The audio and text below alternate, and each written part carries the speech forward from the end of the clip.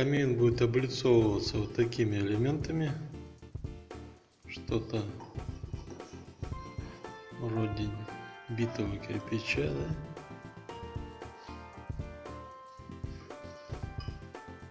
По размеру он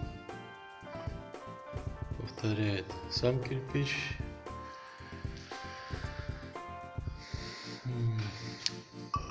На эти части будет ставиться плитка.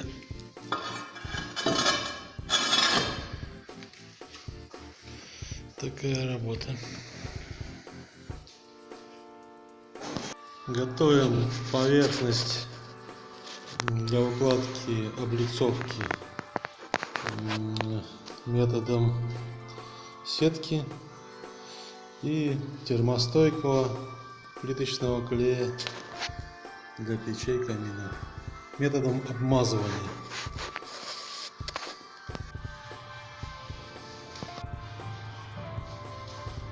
Ну и на эти участки наносим тоже сетку с клеем, обеспыливаем, смачиваем и после этого наносим сетку с клеем. Иначе нам удачи не видать. Готово.